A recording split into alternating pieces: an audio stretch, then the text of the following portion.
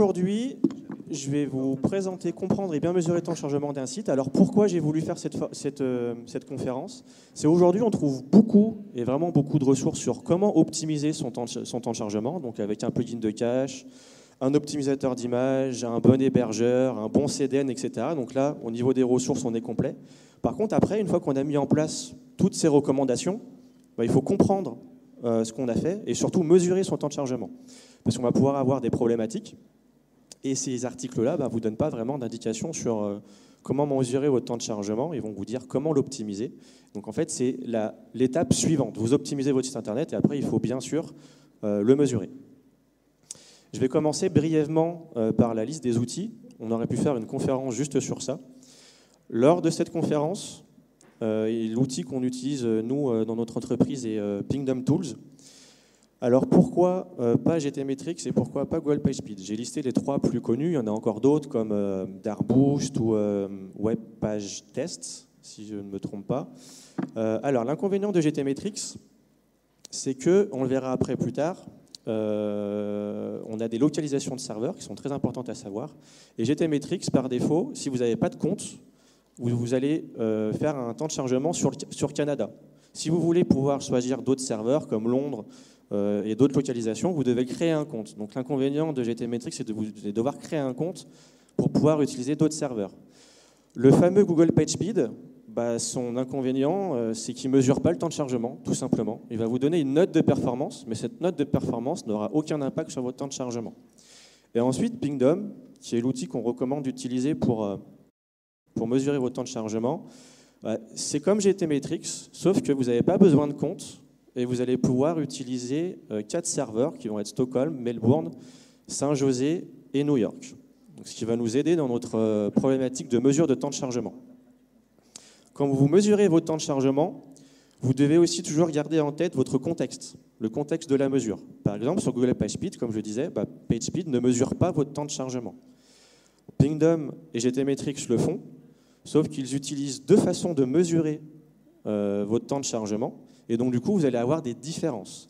Donc, si par exemple, vous faites votre temps de chargement, votre mesure sur Pingdom, vous avez 1 seconde, et que vous faites le même site à 1 minute d'intervalle, mais sur GTmetrix, et que vous avez 1 seconde 5, c'est pas parce que votre site a changé entre-temps, c'est juste qu'ils utilisent des façons de mesurer qui sont différentes, ce qui explique la différence de temps de chargement. Donc, il faut vraiment comprendre à chaque fois le contexte que vous avez. Donc, si vous avez un temps de chargement qui est de 1.5 à GTmetrix, il sera propre à GTmetrix, et pareil pour Pingdom.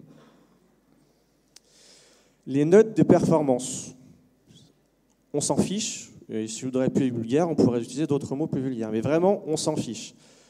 Une image vaut 1000 mots, là on a un performance grade qui est à 92%, ce qui est excellent. Par contre, un temps de chargement de 17 secondes. Je pense qu'il n'y a personne qui va lever la main ici et qui préférerait avoir un temps de chargement de 17 secondes, même si le score est de 92. L'inverse, là on a un performance grade de 69, mais un temps de chargement de 756 millisecondes. Je pense que tout le monde préférait avoir un temps de chargement de 750 millisecondes, même si le score est de 69. Donc ces deux images vous montrent bien que le performance grade n'a aucun impact sur votre temps de chargement. Donner un autre exemple, vous avez une performance grade de 100. Vous avez un hébergeur qui est gratuit ou vous payez à 1 € par mois. Votre temps de chargement va être de 5 secondes ou de 6 secondes parce que c'est un hébergeur à 1 € ou gratuit. Et forcément, si vous allez prendre un hébergeur à 10, 20 ou 30 € par mois, votre temps de chargement va baisser de 2, même voire à 1 seconde, sauf que vous n'aurez rien changé sur votre site et vous aurez toujours un 100%. Donc la note, il faut vraiment y faire abstraction, vous ne la prenez pas en compte. La seule donnée qui est vraiment importante, c'est le temps de chargement. Alors oui, le point positif des notes de performance, c'est des indicateurs de mise en place de bonnes pratiques. Mais ce n'est pas parce que vous avez mis en place ces bonnes pratiques que vous allez avoir un site Internet rapide. Donc vraiment, temps de chargement et les grades, on les oublie.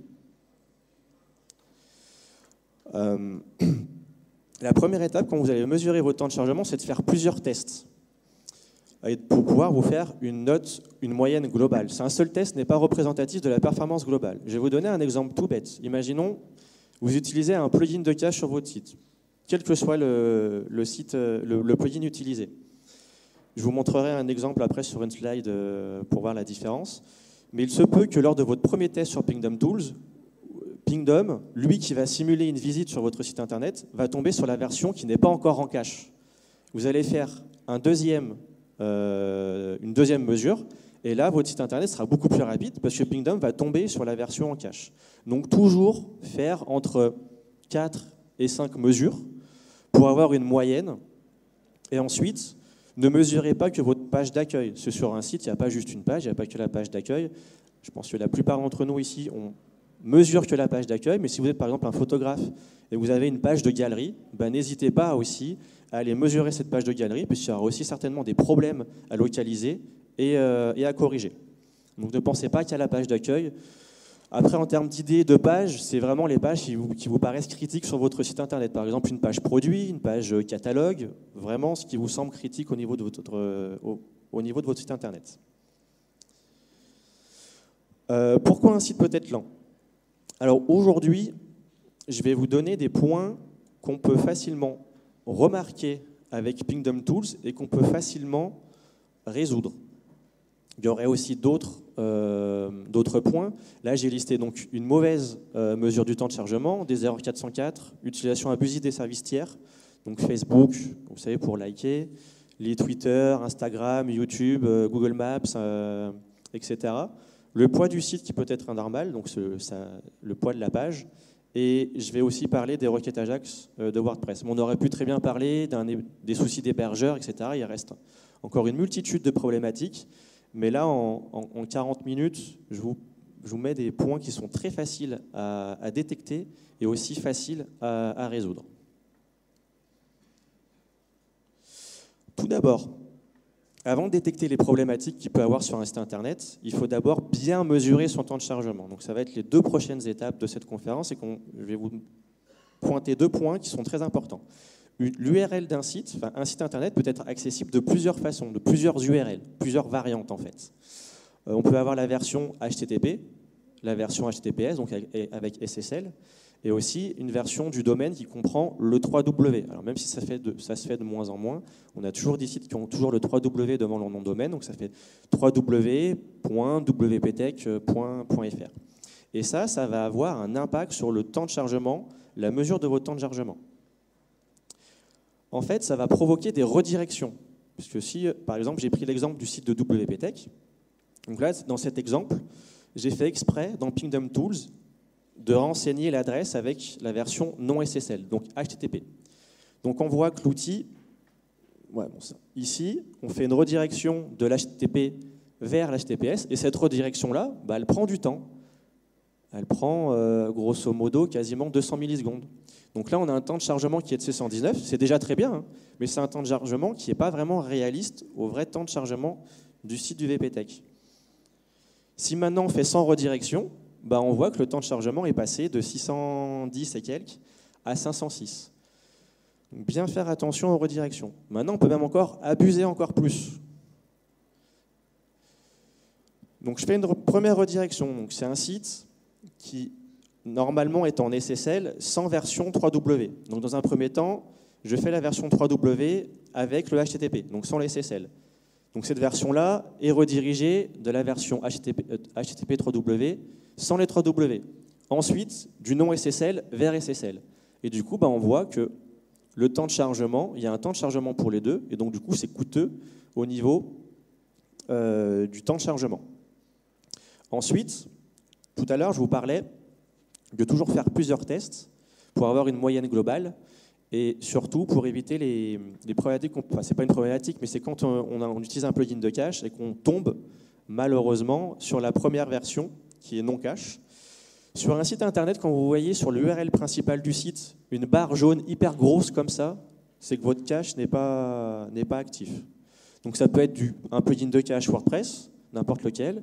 Ça peut être Varnish, si vous utilisez Varnish, ou Nginx Cache, si vous utilisez Nginx.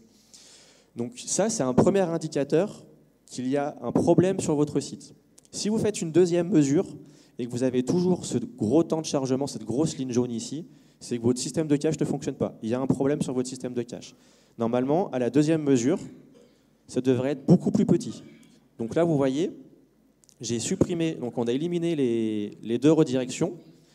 Plus on tombe dans la version en cache. Alors, je ne pense pas que vous voyez les légendes ici. Elle paraît toujours grosse ici, la ligne jaune, mais si on compare avec les légendes, là, elle prend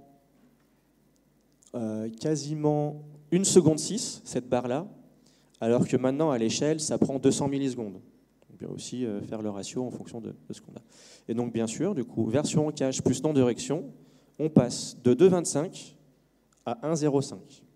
Donc, très important d'indiquer la bonne URL quand vous faites une mesure d'un temps de chargement pour éviter les redirections. Parce qu'une redirection est coûteuse en temps de chargement.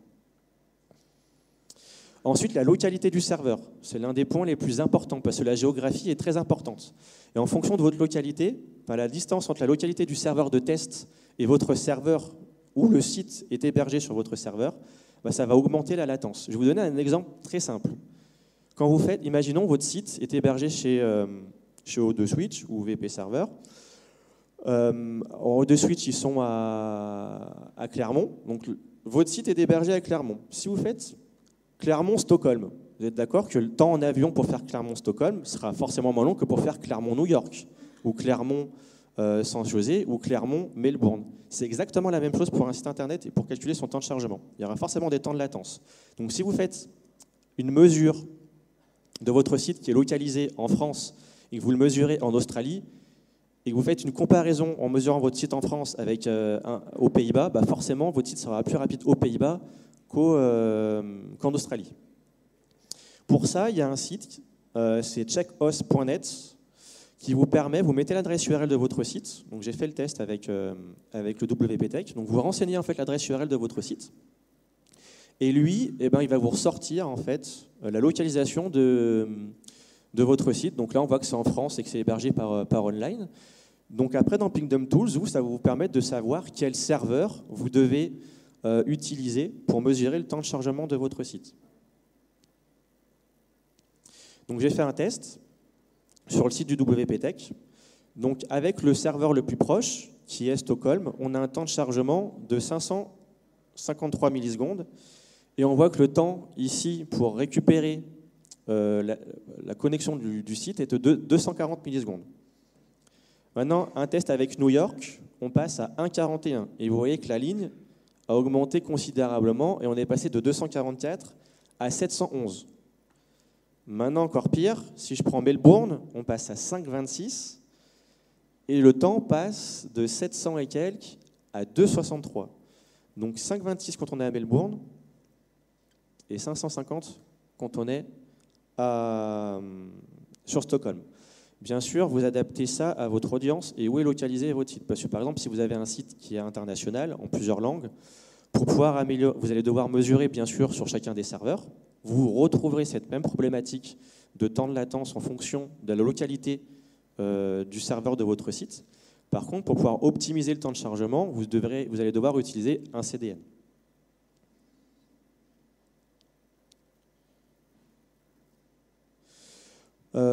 Premier point qui est facile, qui consomme beaucoup de temps et qui est facile à régler, c'est les erreurs 404. Vous devrez vraiment éradiquer les erreurs 404 de votre site internet.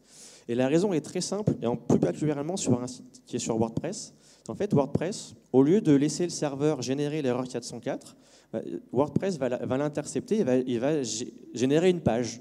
Ce qui fait que du coup, vous allez générer des requêtes SQL, vous allez générer une page web normale, et ça va énormément se ressentir sur le temps de chargement de votre site. Normalement, une erreur retournée par un serveur doit ressembler à ça. Du not found, et du coup, ça, c'est une page qui s'affiche, c'est une page qui doit s'afficher en 50 millisecondes, vraiment très très rapide. À l'inverse, si on prend une erreur 404 qui est retournée par WordPress, donc là on prend l'exemple du WP-Tech, et ça va charger le site complet du WP-Tech pour charger cette page 404. Et forcément, si on a une erreur 404 et qu'on mesure son temps de chargement, ça va avoir un impact. Alors là, sur l'exemple que je vais vous donner, l'impact est vraiment minime. Par contre, sur d'autres sites, vous pouvez avoir un gain qui est vraiment très significatif. Donc là, j'ai fait un comparatif entre une erreur 404 qui est retournée par le serveur et une autre qui est retournée par WordPress. Donc à gauche, c'est le serveur, non l'inverse. J'aurais dû inverser du coup. Donc à gauche, c'est WordPress et à droite, c'est le serveur. Donc là, l'erreur 404, vous ne le voyez pas, mais elle prend 651 secondes pour être affichée, alors que le temps de chargement pour le serveur est de 41 millisecondes. Donc on voit la différence qui est indéniable. Et en réglant l'erreur, en laissant la gestion des erreurs au serveur et pas à WordPress, ben on gagne 100 millisecondes. L'erreur 404 est toujours là, elle est toujours présente, sauf qu'on a changé son gestion d'affichage. Au lieu de la faire passer par WordPress, on l'a fait passer par le serveur. Et juste avec ça, cette simple astuce, on a gagné 100 millisecondes sur notre temps de chargement. Et ça peut être beaucoup plus significatif sur d'autres types de sites. Ça, c'est un site qui était déjà assez rapide, très peu de requêtes, donc l'impact est assez minime, mais sur d'autres sites, et si vous avez plusieurs fois, vous pouvez avoir pas qu'une seule erreur 404, mais plusieurs erreurs 404. Donc si vous cumulez les erreurs 404, vous allez accumuler les améliorations. Alors pour contourner cette problématique des erreurs 404 qui sont gérées par WordPress, je partagerai les slides sur mon compte Twitter tout à l'heure, après la fin de la conf. Donc du coup, vous pourrez retrouver les codes que je vous ai partagés. En fait, c'est quelques lignes sur Apache. Donc ça va vous permettre de dire, Apache va permettre de court-circuiter en fait que WordPress intercepte la page 404 et du coup génère lui-même la page 404. Donc vous avez la version Apache et la version Nginx. C'est 5 lignes de code à ajouter dans votre htaccess et ça règle le problème. Donc très facile à mettre en place.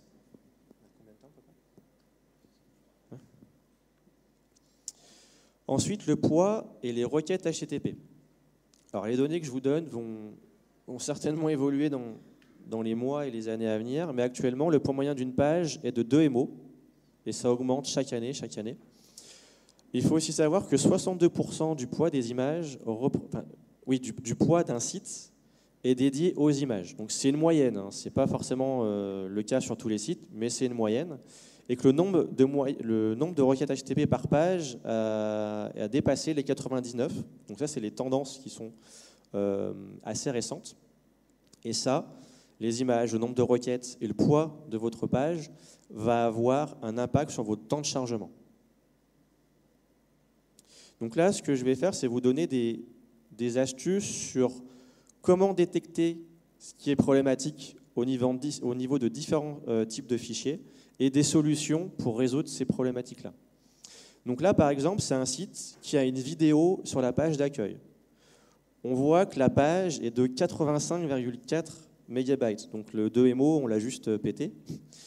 Pour autant, 540 pour 85, c'est un très bon temps de chargement. Pingdom Tools, ce qui est très intéressant, c'est qu'il va pouvoir vous retourner pas mal d'informations. Et là, vous avez un content size by content type, ce qui veut dire il va vous retourner le poids en fonction du type de ressources, vidéo, images, CSS, JavaScript, HTML. Et là, on voit que 98% du poids de la page, c'est la vidéo. Et donc la vidéo, là, elle prend quasiment 4 secondes. Là, c'est un choix à faire. Est-ce que cette vidéo est vraiment un atout marketing pour pouvoir vendre sur votre site?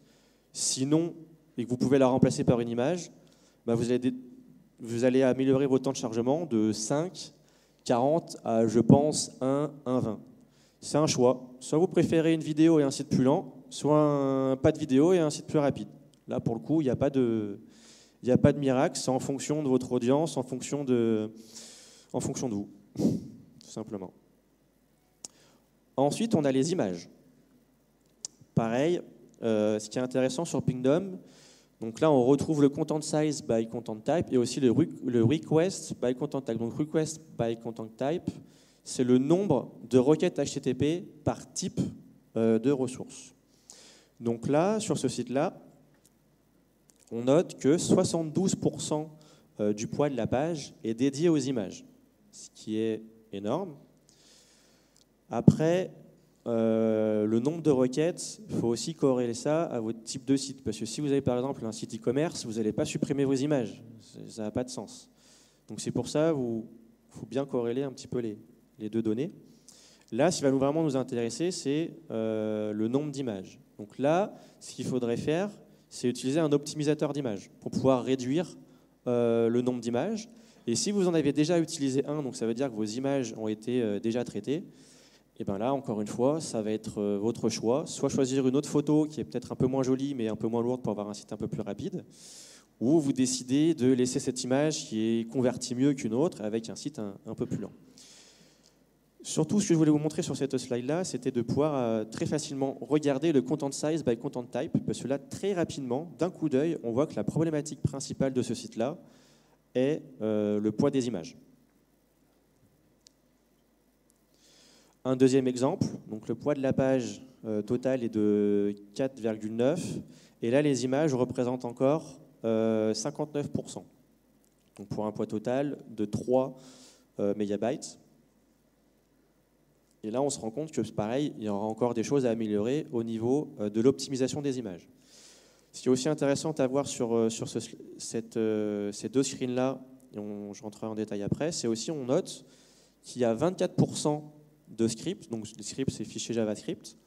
Donc à eux deux, les images plus le JS représentent 85% du poids du site. Donc si là, on a quelque chose sur lequel on doit se concentrer, c'est et sur les images et sur les scripts. Et là, quand je vois 79 scripts, requêtes HTTP via des JavaScript, il n'y a pas de concaténation. C'est-à-dire qu'on n'a pas installé un plugin qui permet de réduire le nombre de fichiers JS pour les regrouper en un seul. Ou en plusieurs, au lieu d'en avoir 79, on en avoir 3 ou d'en avoir 4. Donc là, il y a du travail à faire. Alors, pour les images, il y a deux possibilités d'optimiser le temps de chargement. Vous pouvez utiliser un optimisateur d'images. En fait, les optimisateurs d'images vont vous permettre de réduire le poids de vos images sans perte de qualité à l'œil nu. Et je précise bien, et c'est très important, à l'œil nu. Si vous vous amusez à zoomer à 1000, vous allez voir les différences. Il n'y a pas de magie, il y a des pixels qui sont supprimés. Donc il y a forcément une dégradation quelque part. Et les optimisateurs d'images vous proposent de réduire le poids sans perte de qualité visuelle à l'œil nu et sans zoomer à 1000%. Il existe une multitude de plugins pour ça, donc j'en ai sélectionné 4. Ils ont tous une version gratuite et une version payante. Donc je vous laisserai les voir. Chacun a leur avantage et inconvénients.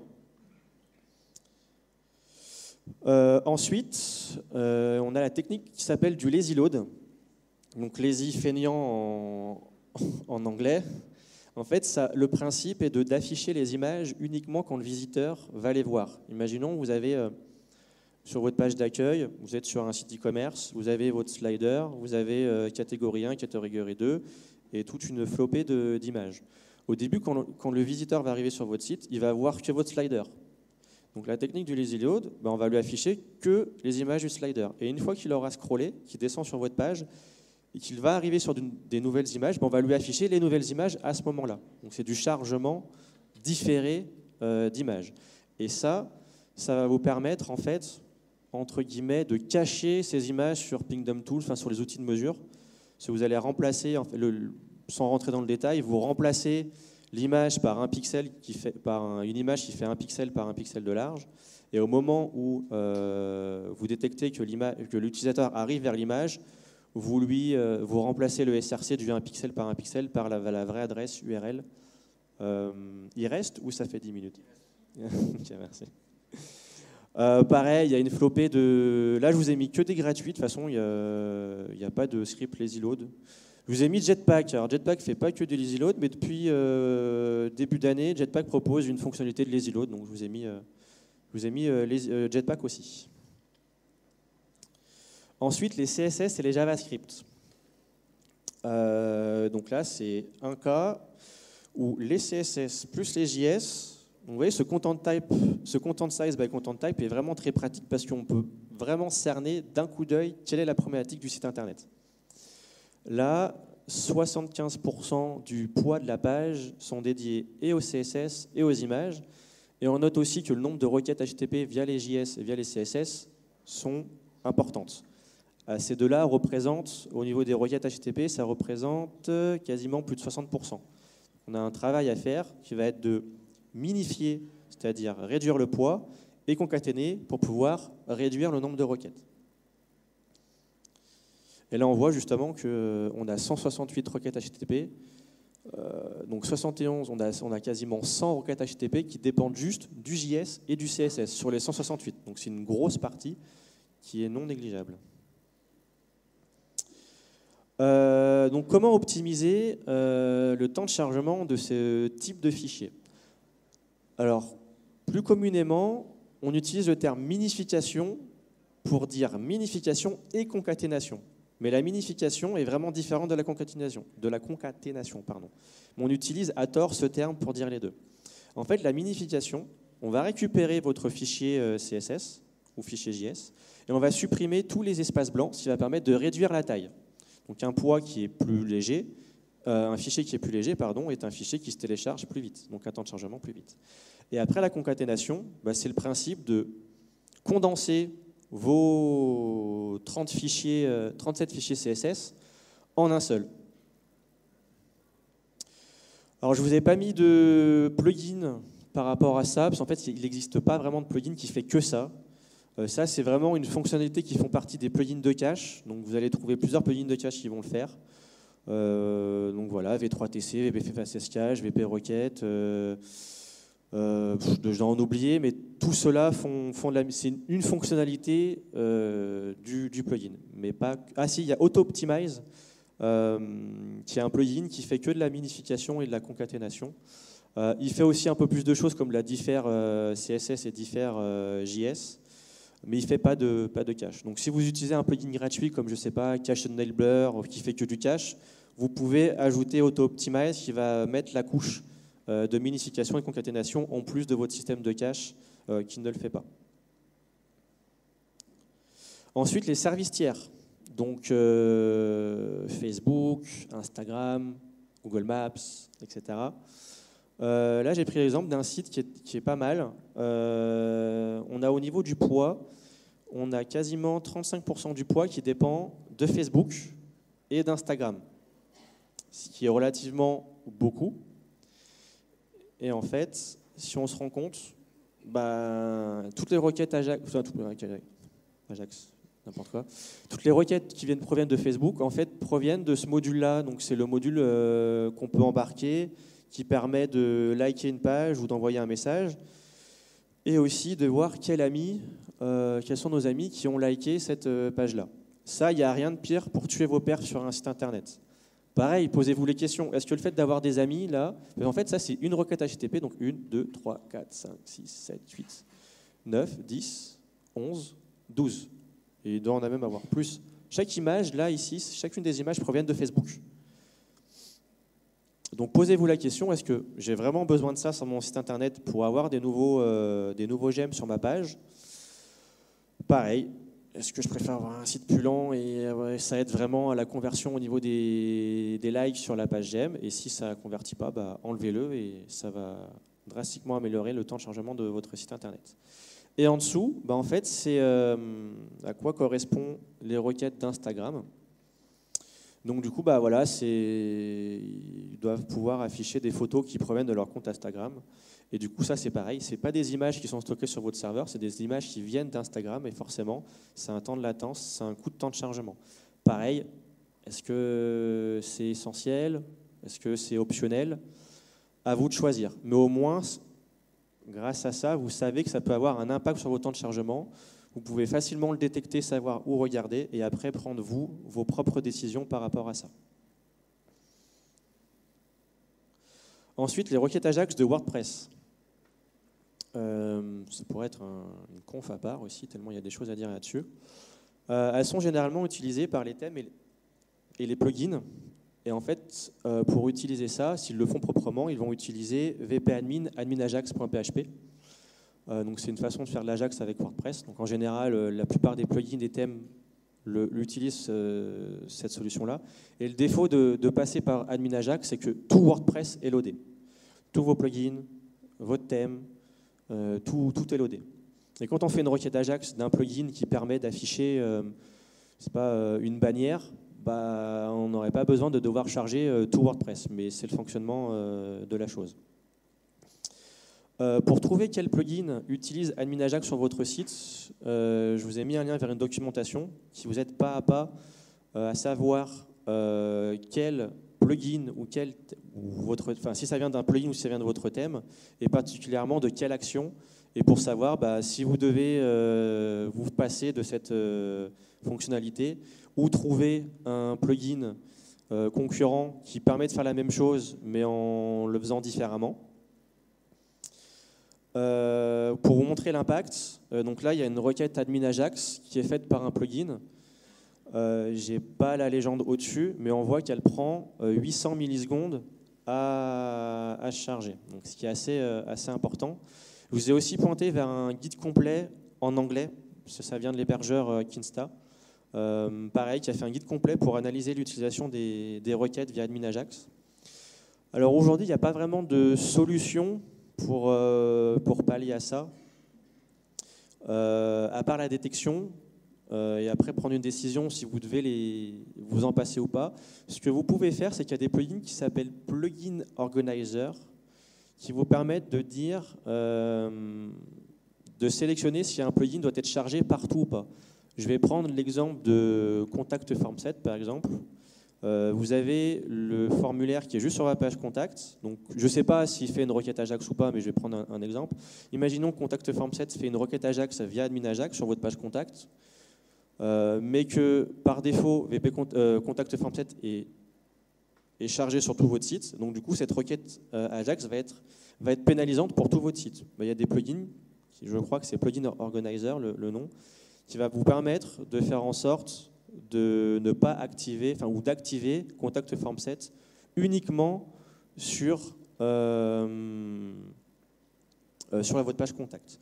Il y a aussi un plugin qui s'appelle, plusieurs plugins qui s'appellent Gonzales, qui est payant, perfmatters.io, qui est aussi payant, et eux ont une façon différente de faire, c'est qu'au lieu de vous permettre de désactiver un plugin complet sur une page ou un custom post type ou un endroit particulier, ils vont vous permettre de faire la même chose pour les fichiers CSS et JS. Par exemple, de dire que le fichier CSS et JS de Contact Formset soit loadé, soit chargé uniquement sur la page Contact de votre site et pas ailleurs. C'est deux façons de pouvoir contourner la problématique.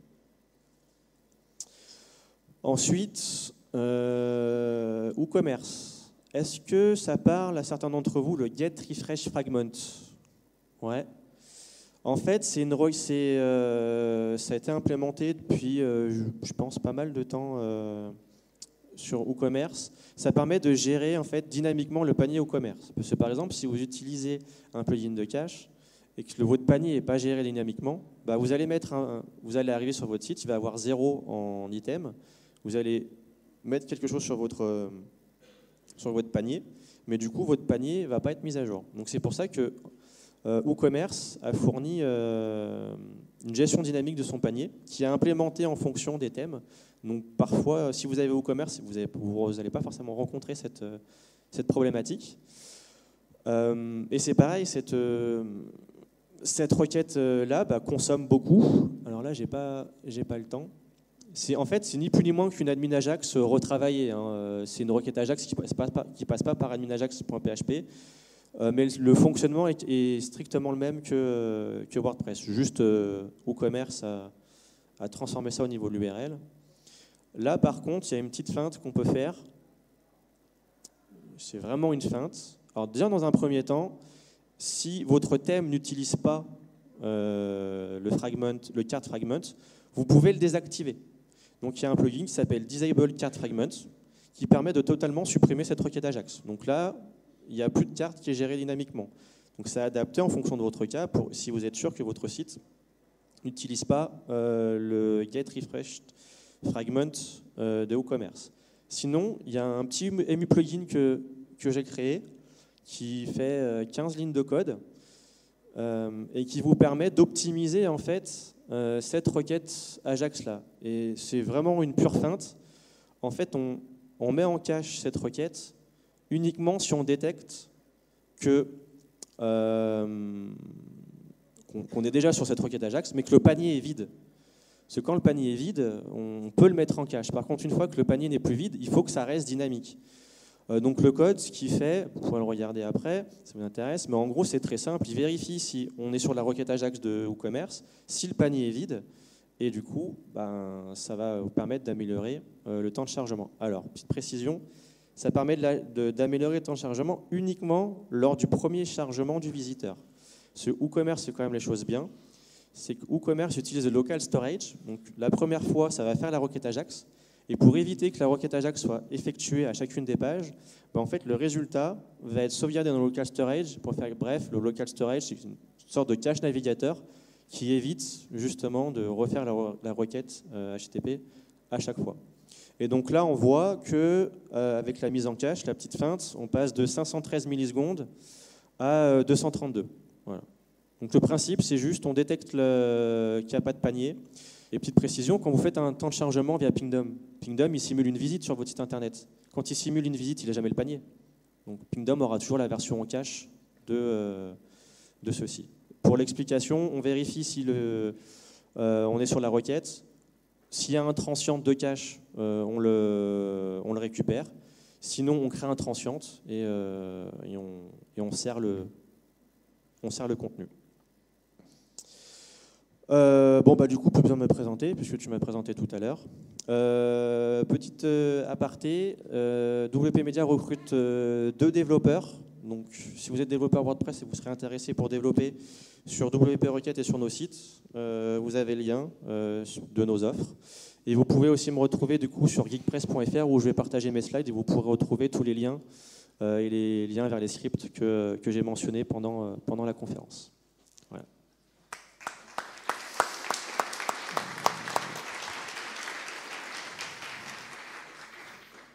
Alors, on a du temps pour des questions. Qui veut poser une question? Oui.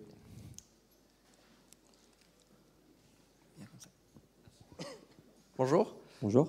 Juste une question sur, en fait, maintenant, par rapport à HTTP2, tu as fait pas mal de remarques sur la concaténation des éléments. Est-ce que c'est vraiment toujours aussi pertinent? J'en ai pas parlé, ça aurait pu faire l'objet d'une slide. C'est toujours pertinent. Le seul truc, c'est que tu ne pourras pas avoir vraiment le gain au niveau des outils, parce qu'en fait, les outils ne sont pas à jour. Donc même si tu as HTTP2, ils ne vont pas détecter que tu as HTTP2 et ils vont toujours te dire qu'il faut que tu concatènes tes fichiers. Donc oui, c'est à mettre en place. Par contre, si les outils te disent que tu dois concaténer, il ne faut pas t'étonner, c'est qu'eux ne sont pas mis à jour en fait. Voilà. Okay. Merci. Une autre question? Oui, on verra plus près. Bonjour. Bonjour. En fait, je suis assez sensible à la performance et on me demande souvent en fait, de rajouter des scripts de tracking pour regarder le comportement des utilisateurs ou voir qu'est-ce qui marche dans le site. Alors, où placer le curseur pour pas que ces scripts de marketing polluent un petit peu la performance? En général, c'est ces scripts-là, donc j'ai plus les noms, mais on va pouvoir, par exemple, le Facebook Pixel, Google Analytics, ce genre de choses-là, en général, c'est pas très coûteux en termes de temps de chargement. Pour la simple et bonne raison, c'est que la plupart des sites à Google Analytics ou Facebook Pixel ou ce genre de tracking-là, donc en fait, ces fichiers-là vont être dans le cache navigateur. Donc tu vas avoir visité le site A, tu auras eu ce fichier-là, mais si tu visites site B, site C qui servent aussi ce fichier-là, il sera déjà dans ton navigateur, ton cache navigateur. Donc ça prendra moins de temps. Ce n'est pas ce genre d'outils-là qui vont te pénaliser le temps de chargement de ton site. C'est plus des choses dynamiques, comme le Facebook. C'est indépendant de ton ID Facebook. Donc les personnes n'auront pas pu visiter un autre site avec ton même ID auparavant. Donc c'est lié à ton site. Donc tout ce qui est Google Analytics, Piwi, tous ces trucs-là de tracking en général ne bouffent pas trop en temps de charge. Ça prendra bien sûr, mais c'est pas le plus problématique. C'est pas le plus problématique. Et on peut pas vraiment s'en passer. Merci, bonjour. Bonjour. On s'est déjà rencontrés plusieurs fois. Certainement. Sur Lyon. Et je voulais commencer par te remercier parce que avec tes bons conseils et les bons usages de certains plugins, dont WP Rocket par exemple, je suis passé sur Pingdom Tools d'une performance en grade F à un grade A en l'espace de très peu de temps. Donc, et le temps de chargement? Et le temps de chargement aussi, il était à quasiment 14 secondes, il est descendu à moins de 2 secondes en chargement total. Okay. Félicitations, c'est vrai que c'est un gros. Oui, non, mais c'est. Voilà, big up, bravo, merci. J'ai une question sur. Tout à l'heure, tu parlais des services tiers, notamment, par exemple, je prends Instagram. Alors, je ne suis absolument pas concerné, mais ça a éveillé un truc en moi. Si, par exemple, j'ai vraiment besoin d'Instagram, si mon service il est basé là-dessus, etc. Est-ce que tu as connaissance d'outils qui permettent éventuellement de, d'une certaine manière, précharger en background un certain nombre de données, et puis ensuite, effectivement, on utilise le cache et on n'est pas en live sur Instagram, mais on récupère au moins des choses qui passent par l'API quand même, mais qui ne sont pas forcément aucune dispo. Idée. Il y aurait une feinte possible, c'est, je ne sais pas si Instagram permet d'afficher tout ça avec une iframe, mais si c'est possible avec une iframe, après on peut faire du lazy load sur les iframes. C'est-à-dire que le contenu de l'iframe est chargé uniquement au moment du scroll sur l'iframe. Après, autre que l'iframe, je ne vois pas. Là, comme ça, je ne vois pas. Ouais, mais s'il y a la possibilité d'afficher le contenu que je t'ai montré là, tout à l'heure via une iframe, du lazy load sur l'iframe et ça enlèvera les problématiques. Ok, merci. Par exemple, Facebook, le GEM, on peut le gérer en iframe. Donc je préconiserais plutôt, si on veut vraiment le garder, d'utiliser la version iframe plutôt que la version JS. Une question. Alors, ici au milieu. Bonjour. Bonjour. On parlait de concaténation tout à l'heure. Il est arrivé plusieurs fois qu'en chargeant certaines librairies JS externes et qu'on veuille les concaténer, elles plantent, elles ne fonctionnent plus simplement. Est-ce que c'est une fatalité ou est-ce qu'il y a des moyens génériques de contourner ça, d'y pallier Les erreurs JS et les erreurs de concaténation? Que la librairie ne fonctionne plus une fois qu'elle est concaténée. Ta question, c'est comment on trouve la solution ou... Est-ce qu'il y a quand même un moyen de les concaténer ou est-ce qu'on est obligé du coup de les charger indépendamment En fait, le JS, et de quoi le plus que le CSS, je vais donner un exemple tout con. Dans un fichier JS, le point-virgule à la fin n'est pas obligatoire. Par contre, tu as un fichier qui n'a pas le point-virgule. Tu le concatènes avec un autre fichier. Bah là, le point-virgule devient obligatoire. Et du coup, ça te fait péter ton JS. Donc des fois, pour des raisons toutes connes, ta concaténation pète parce que juste le fichier du dessus a oublié de mettre le point-virgule en fait. D'accord. Ouais.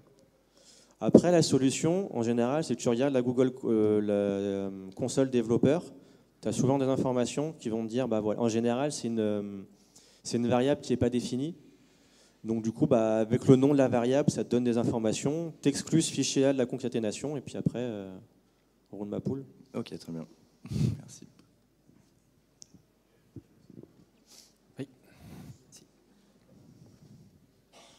Bonjour, moi j'ai une question, c'était plus au niveau des images, de faire le choix de servir la bonne image pour le bon device. Et comment tester avec du Pingdom ou que ce soit en utilisant des SRC7? Alors tester avec Pingdom, ce ne sera pas possible parce que lui va toujours avoir la même résolution. Donc je ne sais pas laquelle c'est, mais ça sera toujours la même. Donc on ne pourra pas savoir le temps de chargement que ça donne sur le mobile. C'est d'ailleurs une chose que j'ai oubliée, mais ces outils-là ne donnent pas le temps de chargement sur mobile. Après, pour charger des images en fonction de la résolution, pardon, on a le SRC7 qui permet de gérer ça, mais tu ne pourras pas connaître l'impact en le mesurant avec Pingdom Tools ou d'autres outils comme ça. À ce jour, personnellement, je ne connais pas d'outils qui permettent de mesurer le temps de chargement sur mobile. Je ne connais pas. Après, on a toujours les retours de Google Speed Insight ou des choses comme ça, mais bon, c'est... Sur la compression plutôt du coup. Oui, sur la compression. Ouais, sur la compression. Ça, mais Après, oui, il faut, si on a la possibilité, mais WordPress le fait depuis je ne sais plus quelle version. Par défaut, maintenant, WordPress, sur les images qui sont chargées via les fonctions de WordPress, il met automatiquement le RC7. Donc ça va être adapté en fonction des résolutions. Nativement, maintenant, WordPress le gère quand même de mieux en mieux. Ça va être l'heure de la pause. On va poser des questions après. Ouais, moi aussi j'en avais une en fait. Hein, okay, Je vais en profiter. C'est quand tu as parlé des 404, j'ai pensé à ces mecs qui ont des voitures là, puis qui disent on va retirer ça, c'est plus léger, on va retirer ça, c'est plus léger. Et à un moment donné, ils se disent bon, allez, les freins, on les vire. Et parce que quand tu as parlé de la 404, j'ai toujours appris qu'il fallait lécher sa 404, faire une super 404, etc. Je voulais savoir si tu as eu vraiment l'occasion de faire passer les 404 par le serveur et de dire je gagne. En fait, tu as deux types de 404. Tu vas avoir la 404 d'une page. Donc tu essayes d'aller sur la page Features, mais tu ajoutes un S à Features. Là, il faut la page de WordPress. La personne essaye d'accéder à une page, à une information. Par contre, une image, ça n'a pas de sens de mettre WordPress. D'accord. On mange un peu sur la pause. Il y a une autre question ? Et une petite précision par rapport au 404. Si vous avez un plugin de cache qui vous permet de mettre en cache les pages 404, je vous hack votre site en 2 secondes. Hacker, c'est un grand mot. En fait, les pages 404, on peut par exemple générer un script qui va générer page A, page B, page C, page C. Ces pages-là n'existent pas. Donc je lance un script qui va parser votre site sur des pages 404 et du coup je vous